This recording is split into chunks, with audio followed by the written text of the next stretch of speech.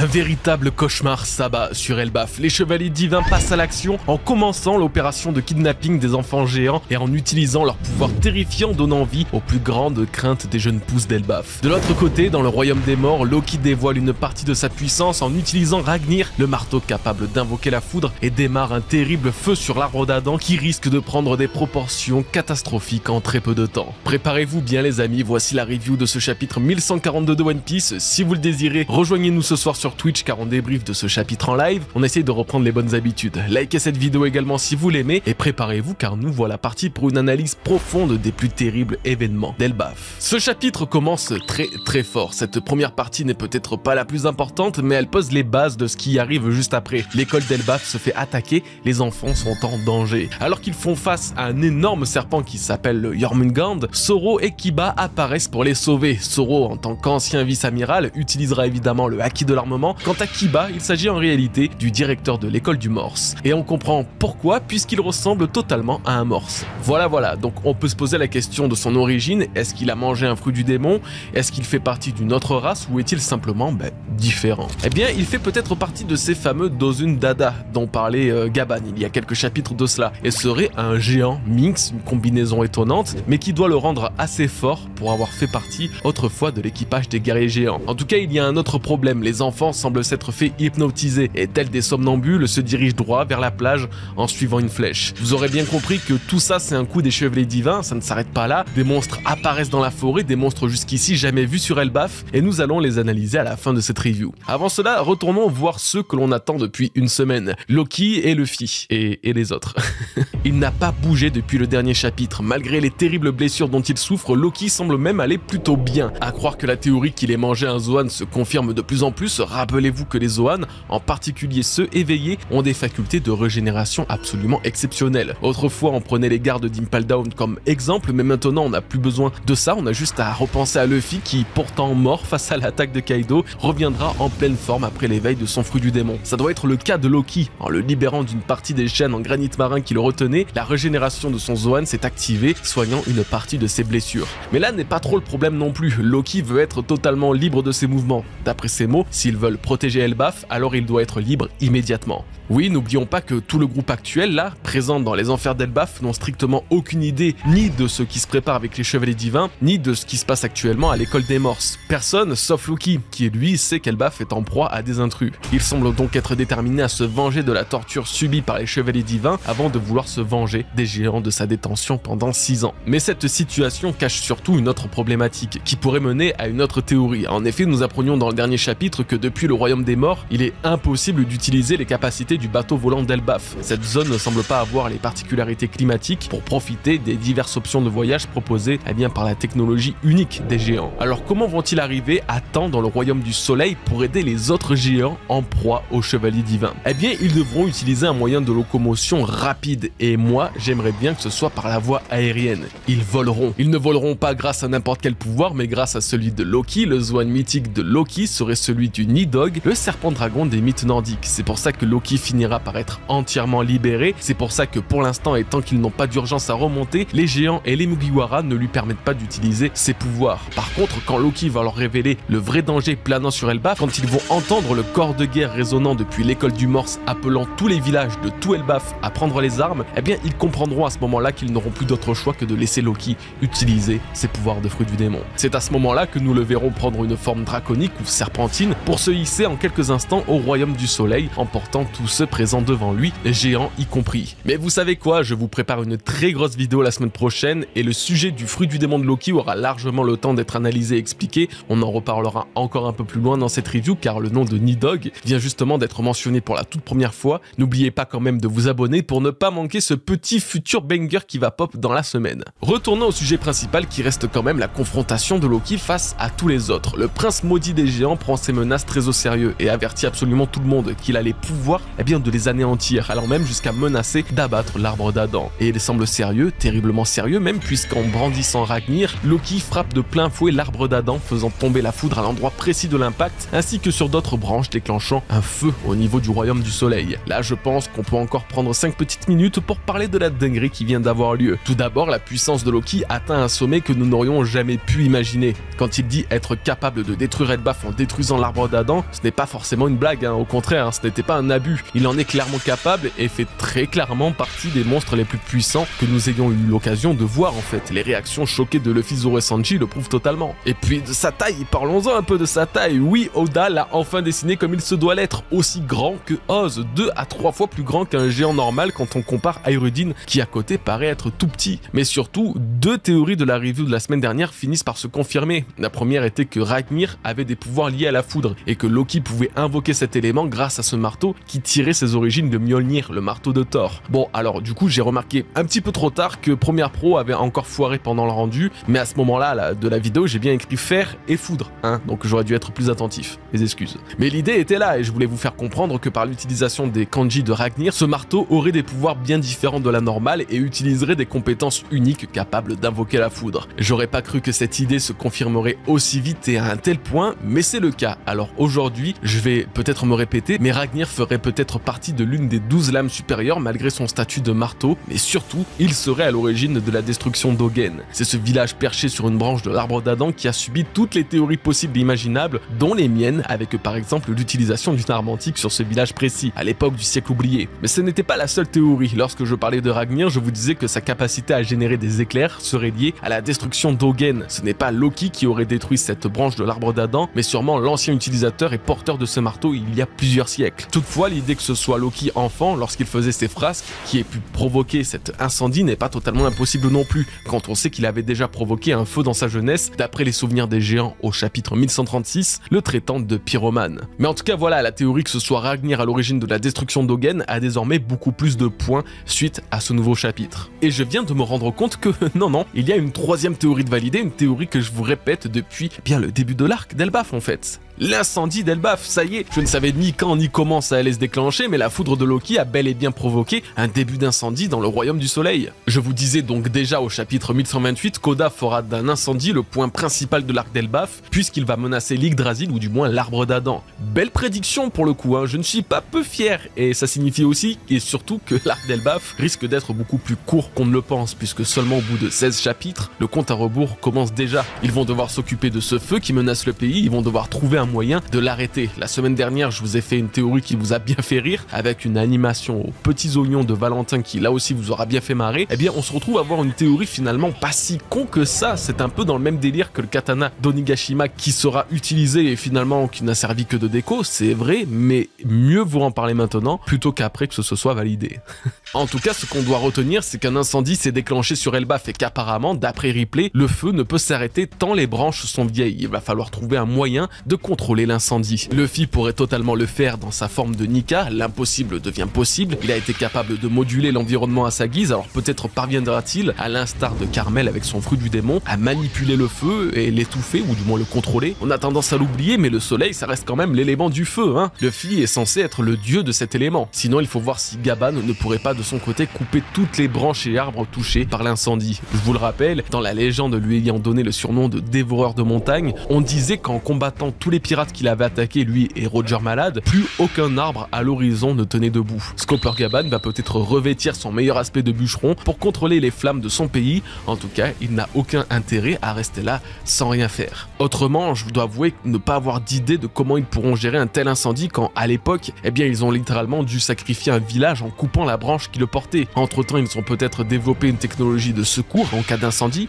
peut-être grâce à Vegapunk. Vous aurez remarqué que les options sont très multiples et très variées. Nous allons déjà pouvoir passer à la suite, mais avant je ne peux pas m'empêcher de penser à Franky et Ripley qui se trouvaient justement en équilibre sur les branches de l'arbre d'Adam durant leur petite visite. Si le choc de Loki avec Ragnir a fait trembler tout l'arbre, il y a fort à parier qu'ils aient ressenti la secousse, ou pire, risque de chuter, ou encore pire encore, d'être pris dans les flammes. Je pense que le prochain chapitre répondra à ces questions. En attendant, des questions, on en a une pelle avec la page finale qu'Oda nous a pondue. Le climax de ce chapitre est plutôt simple à résumer. Les plus grandes peurs des enfants ont pris vie à Elbaf. D'énormes créatures apparaissent dans la forêt et sont la personnification des angoisses des enfants d'Elbaf qu'ils avaient au préalable dessinées pendant leur journée d'école. Ces apparitions proviennent des chevaliers divins. Shamrock n'est plus ici, mais Gunko, Gilligam et Somers, eux, ont mis le plan de capture des enfants à exécution. Gilligam Gillingham semble s'endormir, laissant suggérer que c'est lui qui est à l'origine de l'hypnose et du somnambulisme des enfants, on dit que le Qilin, le Zoan mythique qu'il semble posséder, a une voix mélodieuse. Il se pourrait alors que certains de ses mots ou une chanson de Gillingham pourrait endormir les enfants, chose qu'il a fait face aux petits géants. Un scénario qui résonne pas mal avec une autre œuvre japonaise, Sailor Moon, notamment le film 3, dont le synopsis explique qu'une reine et ses sbires endorment à jamais les enfants dont les rêves alimentent le gouffre des cauchemars. Gunko, elle, les a guidés avec ses flèches en direction de la mer, sûrement là où se trouve un bateau qui les attend tous pour les mener sur Marie-Joise, puisque ces enfants ne peuvent traverser Abyss, le pentagramme qui téléporte les chevaliers divins. Tandis que Somers, de son côté, serait à l'origine des dessins ayant pris vie. C'est très difficile de savoir quel pouvoir il peut posséder, mais il est important de noter que bien que ces monstres illustrent les peurs des enfants, ils se sont surtout matérialisés à partir des dessins qu'ils ont fait par le passé, dans la journée même. Ce n'est pas des peurs prises de leur esprit, mais des peurs liées à ce qu'ils ont inscrit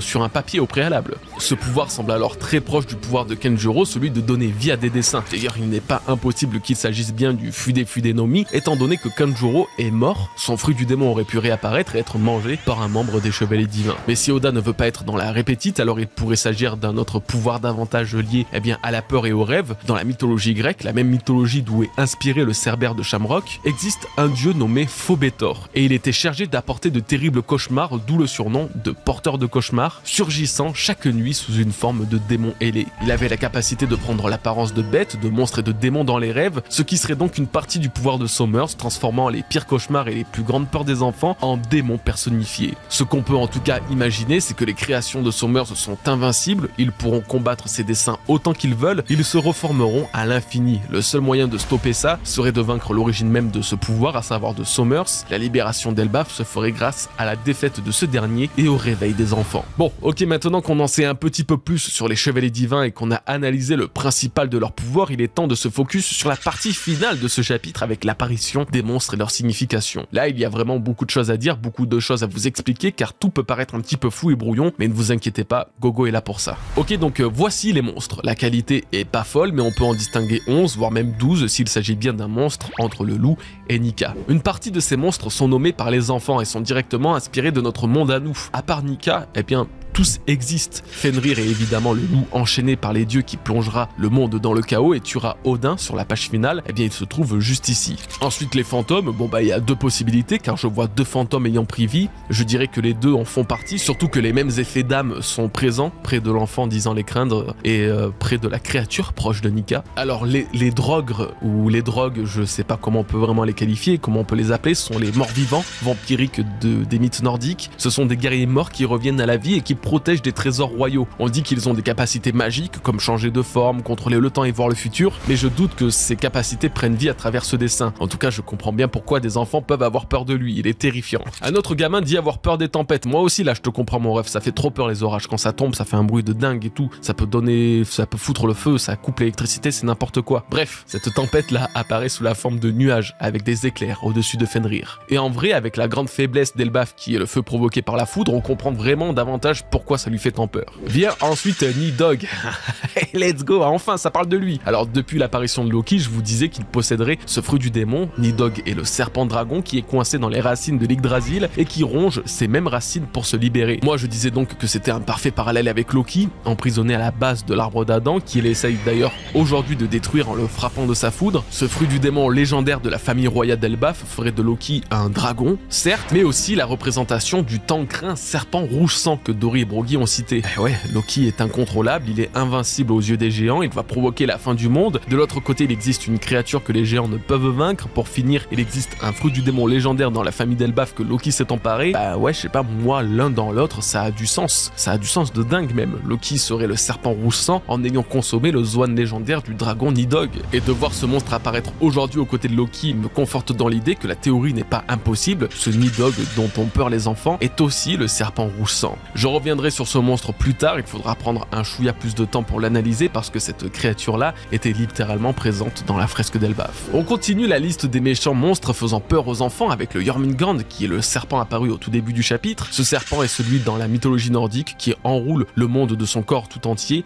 et qui tuera Thor durant le Ragnarok. Autant vous dire qu'il n'a jamais eu une symbolique très positive, justifiant donc la crainte que les enfants ont de lui. L'autre a peur de sa mère. Bon bah ça se comprend, hein, qu'est-ce que vous voulez que je vous dise? Pour qui ce n'est pas le cas?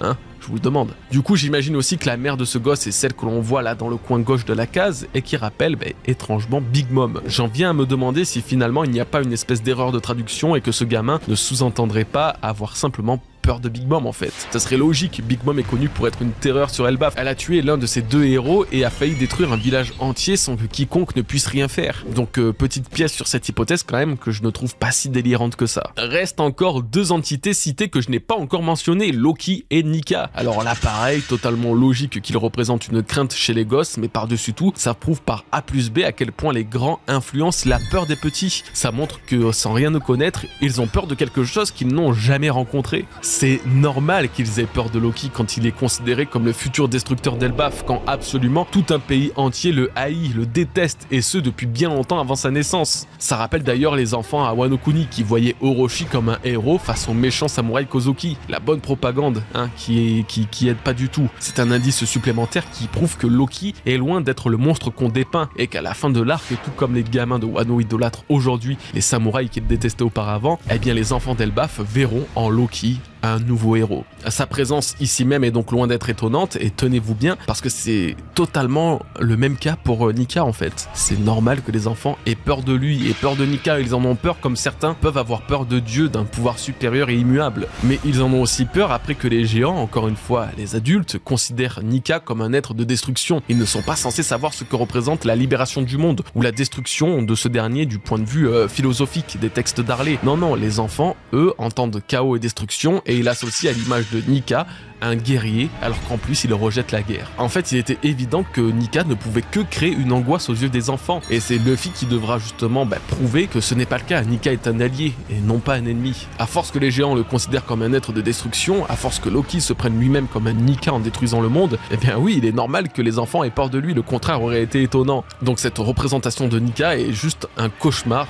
de ce que les enfants craignent le plus, c'est-à-dire un méchant qui puisse détruire leur petit monde à eux. Bon, et on en vient aux créatures qu'on ne connaît pas. Elles sont au nombre de 3, une pieuvre, un ours et un oiseau.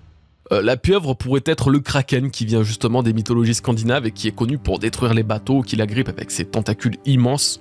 Ça serait logique aussi, ça fait peur. L'ours, je ne sais pas, mais ça pourrait être un berserk, ces guerriers qui entraient en transe avec des rituels ou des champignons pas très rigolos qu'ils consommaient et qui étaient considérés comme des ours au combat, ce qui expliquerait pourquoi c'est la seule créature à avoir un casque de viking. Pour l'oiseau par contre, franchement, aucune idée. Soit c'est Vidofnir, l'oiseau ennemi de Nidhogg vivant au sommet d'Yggdrasil, soit c'est Liesvalger. Attends. Liesvalger. Bon, lui là. C'est un géant avec la forme d'un aigle.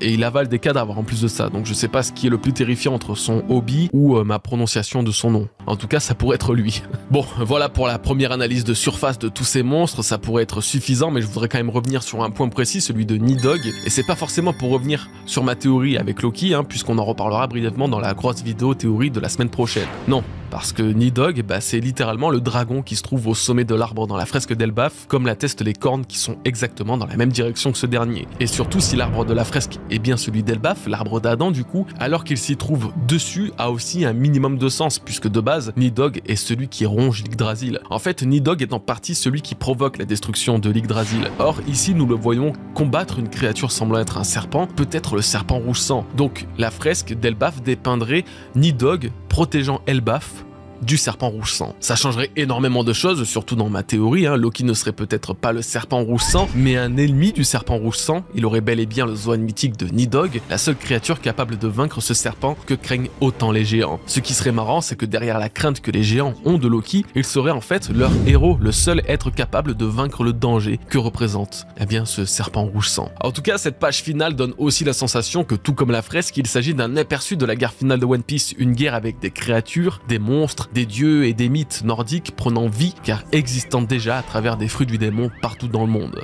Maintenant, s'il s'agit là des peurs et cauchemars des enfants, les grands en ont aussi, comme Gunko expliquant craindre Nika. Alors dans le courrier de Goji qui va bientôt avoir lieu, vous avez été nombreux à me demander pourquoi Gunko craindrait Nika. Et je sais pas si c'est moi qui me trompe en trouvant ça logique, mais jusqu'à présent Gunko fait partie du gouvernement mondial, plus précisément des chevaliers divins, un ordre strict, très sélect et réservé à la protection des dieux du monde. En plus d'avoir l'air assez jeune, elle semble surtout absolument formatée à penser que le bien qu'elle défend, eh bien c'est celui des Tenryubito. Comment un personnage comme elle, qui est probablement sorti de l'enfance il y a moins de 5 ans, ne pourrait pas craindre Nika, l'ennemi ultime du gouvernement? Bien évidemment que le gouvernement craint Nika. Ils le craignent à la hauteur qu'ils craignent les dix, qui sont d'après les anciennes marégeoises, des démons cherchant à manger les petits dragons célestes. Si Gunko a été conditionnée à servir le gouvernement et plus particulièrement les dragons célestes, elle a aussi été conditionnée à craindre cet être mythique qui, d'après la légende ou la prophétie, viendra un jour détruire le monde. Le Nika qu'elle craint, elle, n'est pas un Nika noir avec des dents pointues et tout comme le représentent les enfants. Non, non, elle craint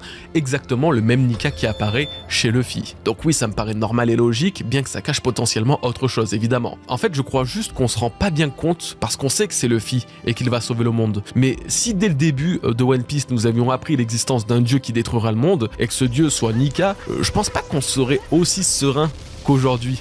Hein, on le verrait pas du tout du même œil. Parce que le pire dans tout ça, c'est que quand bien même Luffy et donc Nika détruira le gouvernement et remodèlera le monde, eh bien d'un côté, il les libérera un petit peu aussi. Même les méchants finiront par être sauvés, graciés, pardonnés ou qu'importe, pour que tous vivent une vie plus ou moins normale. Alors ça sera pas le cas de tous bien sûr, mais pour le cas précis de Gunko, je la vois bien se satisfaire du sort que lui réserve Nika, une vie sans combat où on n'attend pas d'elle qu'elle se sacrifie. En tout cas, un véritable cataclysme se prépare sur Elbaf entre les incendies et le chaos provoqué par les chevaliers divins.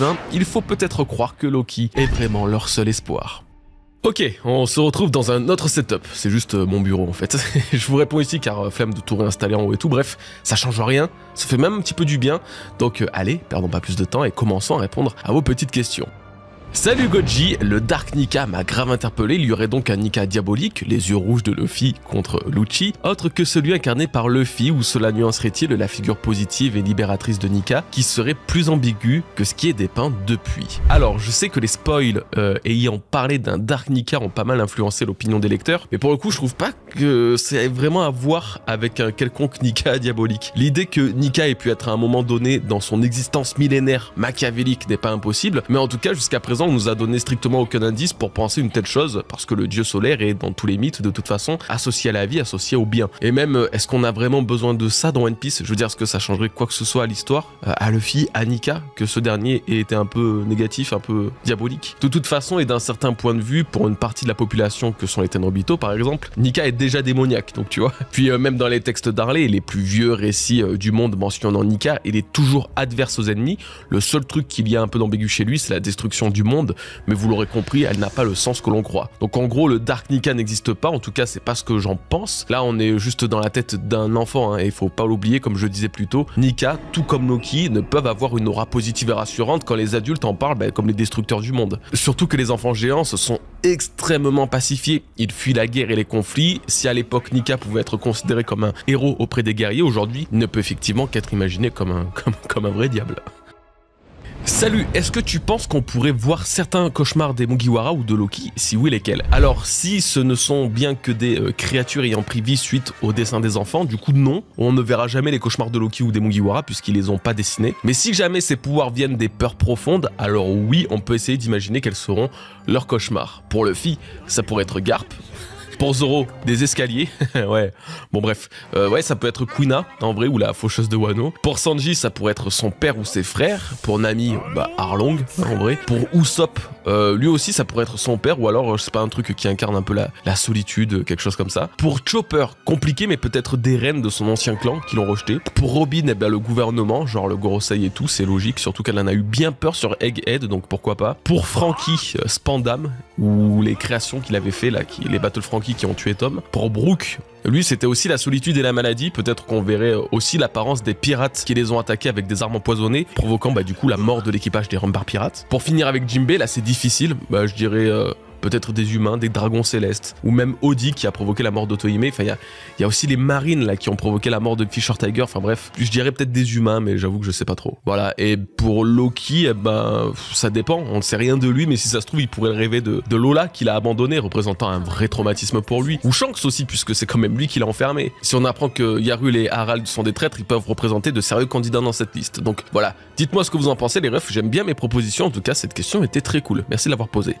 Le Monster Trio est réuni devant Loki qui tente de détruire Elbaf. Penses-tu qu'ils vont tenter d'attaquer Loki à 3 pour le stopper ou céder à sa requête et libérer sa jambe pour se concentrer sur le feu. Ben franchement, avec l'urgence de l'incendie et des intrus, il y a aucune raison qu'ils se battent là maintenant, parce que de toute façon, Loki est destiné à agir sur Elbaf. Oda va lui donner des choses à faire, des choses à prouver. Il vient tout juste d'être libéré, donc il ne peut pas être ni mis KO, ni être enchaîné à nouveau, donc à quoi bon le faire combattre les Mugiwara? S'il doit y avoir un combat, c'est après que le danger soit écarté. Là vraiment, actuellement, ça sert à rien, surtout que les géants, genre Aerudine et tout, ben, vont commencer à remarquer le début du feu sur le royaume du soleil et comprendront que c'est le plus important à régler. Et pareil, ils vont sonner le corps de guerre pour annoncer à tous les habitants d'Elbaf la situation de crise. Si les géants entendent ça, ils décideront de remonter au royaume du soleil et Loki sera là en mode bah vous voyez, je vous l'avais dit, libérez-moi maintenant, vous avez besoin de moi.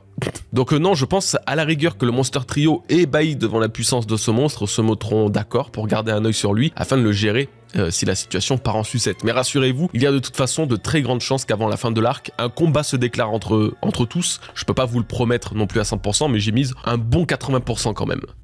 Salut Goji, dans la case où on voit Loki frapper avec son marteau, on voit Elbaf de loin, mais il y a une différence avec la première présentation d'Elbaf, l'épée géante ne se trouve plus dessus. Erreur ou bien quelqu'un l'a prise? En vrai, je pense que c'est juste une erreur parce qu'Oda il en a fait un max sur Elbaf. Je profite de cette question pour vous parler du début d'Elbaf. Vous savez, les faux raccords chelous qu'il y avait, genre Luffy qui changeait d'arme, de vêtements d'une case à l'autre, des erreurs dans les attaques et tout. Bah ça, qu'on pensait être lié au mystère d'Elbaf et tout, c'était que des erreurs d'Oda. Des erreurs qui ont été corrigées dans le tome 111 à sa sortie. Donc voilà, je vous les mets à l'écran. N'hésitez pas à faire pause pour les analyser. Donc ouais les gars, je pense juste que c'est une énième erreur. Mais bon, là contrairement au début, on pardonne Oda. Il a tellement de choses à dessiner sur Elbaf, notamment dans ce chapitre 1142. Respect aux vieux.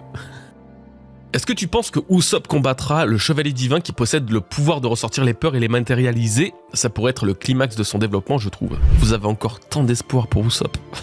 Moi je vous envie, hein, mais si effectivement Elbaf et son arc, on croise les doigts, hein, il devrait faire quelque chose pour sauver les géants, c'est vrai. En fait, si on était 10 ans plus tôt, 10 ans en arrière, je vous aurais dit qu'Usopp terminera l'arc en étant considéré comme le héros des géants, alors même jusqu'à avoir un lien avec Loki en étant soit respecté par lui, soit un big ami, genre frère de ouf, tu vois. Ça serait des potes de galère, hein, ils font des farces et tout. Oda a tout intérêt à lier Usopp le fabuliste et Loki le farceur, mais là, maintenant, vraiment, j'en sais rien du tout, je doute. Je prends des giga pincettes avec lui maintenant. Donc ouais, le coup des dessins et tout, Usopp pourrait trouver la combine pour les contrer, car comme je vous l'ai dit, ces créatures seront sûrement impossibles à vaincre, genre invulnérables ou immortelles. Et de là à voir Usopp vaincre le chevalier divin et tout, j'aimerais être aussi optimiste que vous les refs, hein. Mais bon, écoutez, dites-moi en commentaire, donnez-moi votre avis là-dessus sur le développement d'Usopp sur Elbaf, ce qui risque de se passer. Je suis curieux de savoir ce que vous en pensez, mais ouais,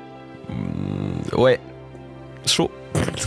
Et voilà les bros, c'est la fin de cette review, merci de l'avoir regardé, j'espère qu'elle vous aura bien plu, le climax du chapitre était vraiment incroyable et comme d'habitude, beaucoup trop hâte de voir Loki à l'action, ce BG de goth là. Merci à tous, portez-vous bien et prenez soin de vous et de vos proches et du coup à la semaine prochaine pour une nouvelle vidéo et à ce soir aussi pour un petit live sur Twitch. Voilà, petit live review, débrief là, on est bien. Peace les bros.